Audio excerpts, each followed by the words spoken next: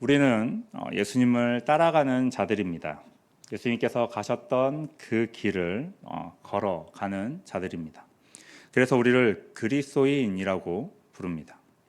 그런데 우리는 단순히 예수님께서 가셨던 그 길만을 걸어가는 것이 아닙니다. 우리는 그 길을 걸어가며 예수님의 모습을 닮아가는 자들입니다. 닮아간다라는 것은 겉모습만이 아니라 우리의 모든 부분이 예수님을 닮아가는 것입니다.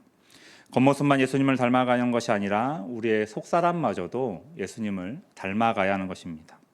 그런 의미에서 우리에게 가장 중요한 것은 예수님의 성품, 예수님의 속사람일 것입니다.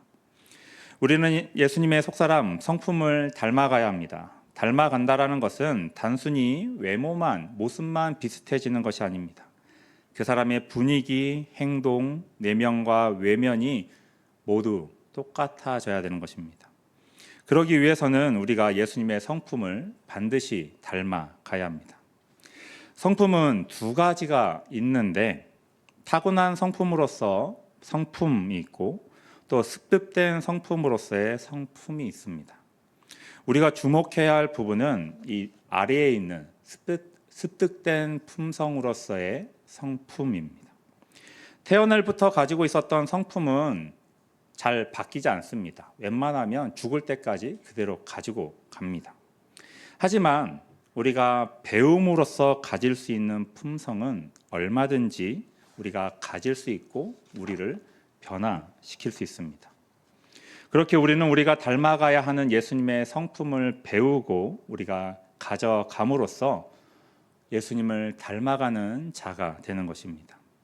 그럼 예수님의 성품을 배우고 가지는 것이 우리에게 어떤 유익이 있기에 우리가 예수님의 성품을 배워야 한다고, 또 예수님의 성품을 닮아가야 한다라고 말하는 것입니까? 이것에 대해서 베드로후서 1장 8절부터 11절에 잘 나와 있는데 함께 한번 보겠습니다. 이런 것이 너희에게 있어 흡족한즉 너희로 우리 주 예수 그리스도를 알기에 게으르지 않고 열매 없는 자가 되지 않게 하려니와 이런 것이 없는 자는 맹인이라 멀리 보지 못하고 그의 옛 죄가 깨끗하게 된 것을 잊었느니라. 그러므로 형제들아 더욱 힘써 너희 부르심과 택하심을 굳게 하라. 너희가 이것을 행한즉 언제든지 실족하지 아니하리라. 이같이 하면 우리 주 곧 구주 예수 그리스도의 영원한 나라에 들어감을 넉넉히 너희에게 주시리라. 우리가 예수님의 성품을 닮아갈 때, 쫓아갈 때, 배울 때 주는 유익은 크게 세 가지입니다. 첫째는 우리 주 예수 그리스도를 알고 사랑하여 열매를 많이 맺게 되는 것입니다. 두 번째는 실족하지 않고 우리가 굳건히 서게 되는 것입니다. 그리고 세 번째로 이름으로써 우리가 하나님의 나라에 넉넉하게 들어가는 것입니다. 우리는 이러한 이유들로 예수님의 성품을 닮아가고 배우기 위해 힘써야 하는 것입니다. 그럼 우리가 배워야 하는 예수님의 성품은 어떠한 것들이 있을 수 있습니까? 많은 것들이 있겠지만 겸손과 순종, 책임, 온유, 경청, 용서와 같은 것들이 우리가 힘써 배워야 하는 예수님의 성품들입니다. 앞으로 우리는 예수님의 성품을 살펴보면서 그러한 성품을 닮아가기에 애쓰고 또 배우기에 힘씀으로써 우리의 모습이 예수님을 닮아가고 예수님의 형상을 드러내는 참된 성도의 모습이 되기를 원합니다. 그 중에서 우리가 가장 먼저 살펴볼 예수님의 성품은 겸손입니다. 겸손은 예수님이 가지고 있는 여러 가지 성품 중에서 가장 중요한 성품이라고 말할 수 있습니다. 왜냐하면 우리의 구원과 연관이 되기 때문입니다. 그렇기에 가장 먼저 겸손에 대해서 이야기할 텐데, 겸손은 자신을 낮추는 것입니다. 그런데 무조건 자신을 낮추기만 하면 그 사람을 겸손한 사람이라고 말할 수 있겠습니까? 높은 학력을 가지고 있는 사람이 나는 별로 배운 게 없습니다, 아는 것이 없습니다 라고 말한다면 그 사람은 겸손한 사람입니까? 반대로 자신을 있는 그대로 드러내는 사람을, 말하는 사람을 우리는 교만하다라고 말할 수 있겠습니까? 겸손과 교만을 구분하는 것은 쉬운 것처럼 여겨지지만 실상은 그렇게 만만하지가 않습니다. 겸손과 교만을 구분하는 것은 너무나 어렵습니다. 특히 교회 안에서 교만과 겸손을 구별하는 것은 쉬운 일이 아닙니다. 왜냐하면 교회 안에는 겸손으로 가장한 교만이 자리 잡고 있기 때문입니다. 교만한 사람이 겸손이라는 옷을 입고 활동합니다. 그래서 교만을 분별하는 것은 너무나 어렵습니다. 우리는 어떻습니까? 겸손하십니까? 아니면 교만하십니까? 여기서 겸손합니다라고 얘기한다면 그것만으로도 교만한 것 아닌가라고 생각할 수 있습니다. 또 저는 교만합니다라고 말하면 뭔가 억울하지 않습니까? 그렇게 교만한 것 같지 않은데 교만하다고 합니다. 우리가 겸손과 교만을 구별하기가 어려운 것은 겸손이 생각만큼 쉽지 않고 교만이 우리와 친근하고 가까이에 있기 때문입니다. 그렇게 우리는 겸손을 잘 배워 교만으로부터 멀어져야 하는 것입니다. 빌립보 교회는 바울에 의해 세워지고 꾸준히 성장한 교회입니다. 그리고 그들은 바울에게 경제적으로도 많은 도움을 주었던 교회입니다. 재정적으로 튼튼했을 뿐만 아니라 바울이 세웠던 다른 교회들, 고린도 교회, 데살로니가 교회, 갈라디아 교회처럼 교리적으로 많은 어려움을 겪지 않은 교회입니다. 왜냐하면 빌립보서를 읽어보면 사랑 또는 기쁨이라는 단어가 많이 등장하는 것을 보았을 때 교회 안에 그런 교리적인 어려움을 겪지 않은 것으로 보입니다.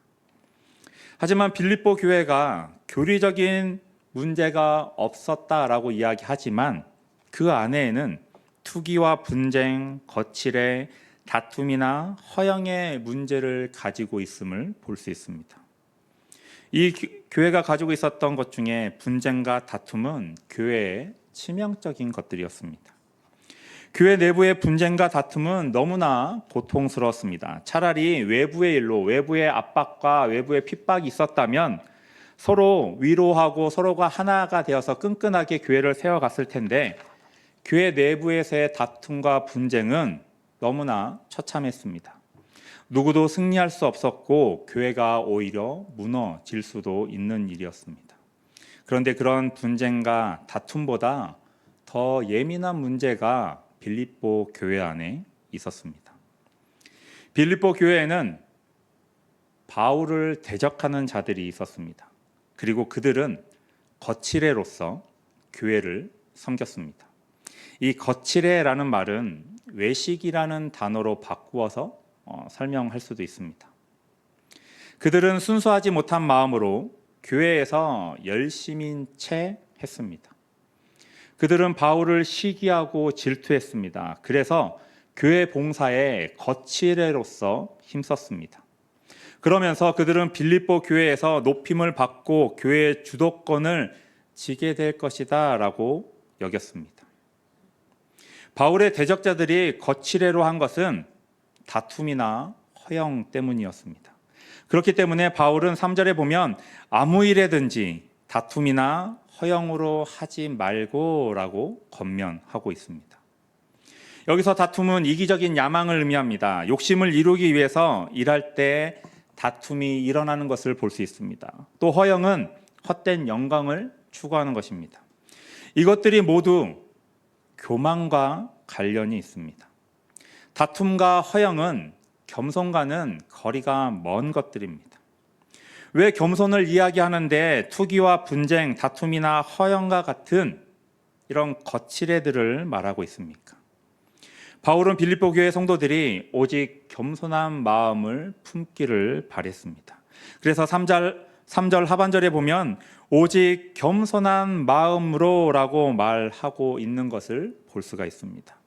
투기나 분쟁, 다툼이나 허영 같은 것들은 겸손과는 거리가 먼 교만임을 분명하게 말해주고 싶었던 것입니다. 겸손하지 않은 사람은 교만한데 그 교만한 사람이 가지고 있는 특징이 투기하고 분쟁을 일삼고 다투고 허영에 빠진다라는 것을 바울이 말하고 있는 것입니다. 그렇다면 우리는 어떻게 그런 것들이 아니라, 교만한 모습이 아니라 겸손의 모습을 가질 수 있겠습니까? 바울은 빌립보 교회 성도들에게 겸손을 권면하면서 구체적으로 행해야 할 모습을 소개합니다. 3절을 보면 오직 겸손한 마음으로 각각 자기보다 남을 낮게 여기고, 오직 겸손한 마음으로 각각 자기보다 남을 낮게 여기고입니다. 겸손하기 위한 방법으로 자기보다 남을 낮게 여기라고 말합니다. 다른 사람이 나보다 뛰어나면 굳이 경쟁의 상대로 두지 않습니다. 아예 올라가지 못할 나무를 쳐다보지 않는 것입니다. 내가 나보다 낫다, 그냥 쿨하게 인정하고 마는 것입니다. 그러나 바울이 말한 남을 나보다 낮게 여기라 라고 말한 것은 이 반대의 경우입니다. 다른 사람이 나보다 나은 것이 없는데, 부족한데, 그럼에도 불구하고 나보다, 자기보다 낮게 여기다 라고 말하는 것입니다. 그리고 바울은 그것이 겸손이라고 말합니다. 겸손과 반대되는 것은 교만한 것입니다. 그럼 교만한 자의 모습은 어떻습니까? 교만한 사람은 자기보다 남을 낮게 여기는 것입니다. 이 낮게 여기는 것과 낮게 여기는 것은 받침 하나의 차이입니다. 이 발음이 제가 이것을 준비하면서도 발음이 그래서 좀 살펴봤는데, 바울이 원하는 낮게 여기는 것은 좀 길게 발음을 합니다. 그리고 교만한 자의 낮게 여기는 것은 짧게 끊어서 이렇게 발음을 이야기하더라고요. 그래서 제가 이야기할 때 발음의 길이에 유의하셔서 들어주시면 감사하겠습니다. 이 낮게 또 낮게 여기는 것은 지읒과 시읒인데 무슨 차이가 있습니까? 짝대기 하나 차이입니다. 위에 짝대기가 있냐 없냐로 이게 나눠지는데 그 의미는 하늘과 땅 차이입니다. 별 차이 없어 보이는, 또 발음도 비슷해 보이는, 물론 한글로서 비슷해 보이는 이 단어이지만 그 결과는 천국과 지옥의 차이인 것입니다. 낮게 여기고에서 이 여기다라는 말은 그렇게 생각하라라는 의미입니다. 쉽게 말하면 간주하다라고도 표현할 수 있습니다. 따라서 낮게 여기라라는 말은 남이 나보다 낫지 않지만 낫다고 생각하다입니다. 아닌데 그 사람이 나보다 더 부족한 게 많음에도 불구하고 그래 네가 나보다 낫다라고 여기다라는 말입니다. 다시 말하면 비록 남이 나보다 부족하고 못하지만 나의 생각을 억지로라도 끌고 가서 저 사람이 나보다 낫다고 여겨라 라고 말하는 것입니다. 이것이 바울이 말하는 겸손의 모습입니다. 바울이 말하는 겸손은 어떻게 보면 우리가 알고 있는 겸손과는 많이 다른 것 같습니다. 뭔가 사실을 왜곡하는 것처럼 보입니다. 하지만 바울은 우리가 그렇게까지라도 해서라도 겸손을 실천해야 한다라고 말합니다. 바울이 이렇게 생각하는, 우리에게 뭔가 이상하다라고 생각하는 우리에게 그 겸손의 한 가지 예를 말합니다. 앞에서 얘기했지만 빌립보 교회에서는 바울을 괴롭히기 위해서, 바울과 대적하기 위해서 순수하지 못한 동기로서 투기와 분쟁, 다툼과 허영으로 교회에 봉사하는 자들이 많이 있었습니다. 그들의 섬김과 봉사는 거칠애였습니다. 예수님께서 지적하셨던 바리새인들과 비슷한 모습입니다. 교회는 그런 봉사와 섬김을 용납할 수 없습니다. 순수한 마음이 아니고 더럽고 불순한 봉사이기 때문입니다. 바울도 그런 그들의 행동을 얼마든지 비난할 수 있었습니다. 하지만 바울은 그들을 비난하지 않았습니다. 바울은 그들의 교만한 모습을 들춰내거나 그들의 행동을 비난하지 않았습니다. 오히려 그들을 형제로 여기고 자기보다 나은 점을 찾아보려고 노력했습니다. 바울은 그들의 사역으로 그리스도가 전파된다고 하면서 기뻐하고 또 기뻐한다라고 말합니다. 1장 18절입니다. 그러면 무엇이냐? 거칠애로 하나 참으로 하나 무슨 방도로 하든지 전파되는 것은 그리스도니 이로써 나는 기뻐하고 또한 기뻐하리라. 비난할 수 있음에도 바울은 오히려 그것을 기뻐하는 모습을 보여주었습니다. 이처럼 겸손은 남을 나보다 낮게 여기는 것입니다. 반대로 교만은 남을 나보다 낮게 여기는 것입니다. 바울은 대적자들을 낮게 평가할 수 있었음에도 그들을 낮게 평가하고 또 그들의 모습을 기뻐했습니다. 이 점에서 바울의 겸손한 모습을 발견할 수가 있는 것입니다. 바울은 대적자들을 공격할 수 있었습니다. 그들의 교만한 모습을 들추어 낼 수도 있었습니다. 하지만 그렇게 하지 않았습니다. 왜냐하면 바울은 겸손한 마음을 가진 자였기 때문입니다. 그러면 바울이 대적자들로부터 긍정적인 모습을 발견하고 이를 이렇게 기뻐할 수 있었던 이유가 무엇입니까? 바울이 이렇게 겸손한 모습을, 겸손한 마음을 가질 수 있었던 그 이유가 무엇입니까? 1장 19절부터 21절입니다. 이것이 너희의 강구와 예수 그리스도의 성령의 도우심으로 나를 구원에 이르게 한 줄 아는 고로 나의 간절한 기대와 소망을 따라 아무 일에든지 부끄러워하지 아니하고 지금도 전과 같이 온전히 담대하여 살든지 죽든지 내 몸에서 그리스도가 존귀하게 되려 하나니 이는 내게 사는 것이 그리스도니 죽는 것도 유익함이라. 여기에 보면 바울이 겸손할 수 있었던 이유 세 가지가 나옵니다. 하나는 빌립보 교회의 강구입니다. 이것이 너희의 강구와 빌립보 교회의 강구와 또 둘째로 성령의 도우심입니다. 예수 그리스도의 성령의 도우심으로 바울은 겸손할 수 있었습니다. 그리고 마지막으로 예수 그리스도입니다. 내게 사는 것이 그리스도니 죽는 것도 유익함이라. 이 세 가지 이유로 빌립보 교회의 기도를 통해 성령 하나님의 도움으로 예수 그리스도께서 우리 가운데 살아 계시기 때문에 바울은 그런 교만한 자들을 향하여서도 겸손한 태도를 유지할 수 있었고 보여줄 수 있었던 것입니다. 바울은 예수님 때문에 그 모든 시기와 질투를 이겨낼 수 있었습니다. 바울은 대적자들의 공격에도 초월하여서 오히려 그들의 모습을 기뻐하고 즐거워할 수 있었던 것입니다. 바울이 교만하지 않고 겸손할 수 있었던 가장 주요한 이유는 세 번째 이유, 예수님 때문입니다. 바울은 예수님만 붙잡는 삶을 살아왔습니다. 오직 그리스도만 바라보며 살아갔습니다. 그러니 자신을 죽이고 겸손의 모습을 보여줄 수 있었던 것입니다. 오직 그리스도만 바라보니 바울은 시기하고 질투하며 다툼과 허영으로 교회의 일들을 감당하는 자들 때문에 마음 상해하지 않았습니다. 교만 앞에서 겸손의 모습을 보이며 기뻐하고 기뻐할 수 있었던 것입니다.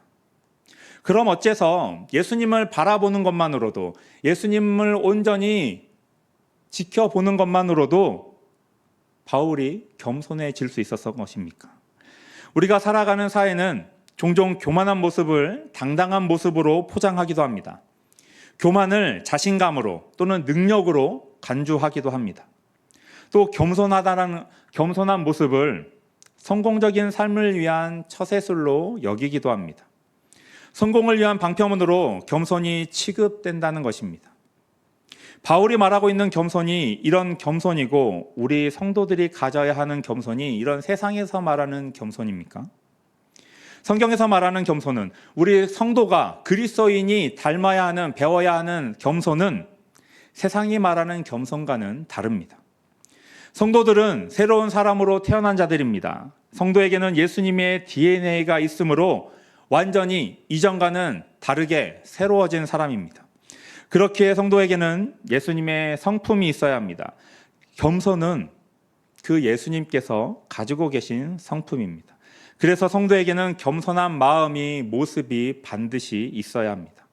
그렇기에 성도에게 있어야 하는 그 겸손은 세상에서 말하는 성공을 위한 삶의 처세술로서의 겸손이 아닙니다.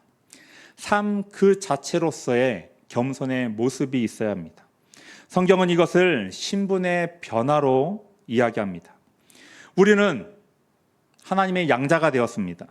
하나님이 주시는 영광스러운 의로운 옷을 입어야 하는데 우리가 입는 그 옷 중에 하나가 바로 겸손이라는 옷입니다.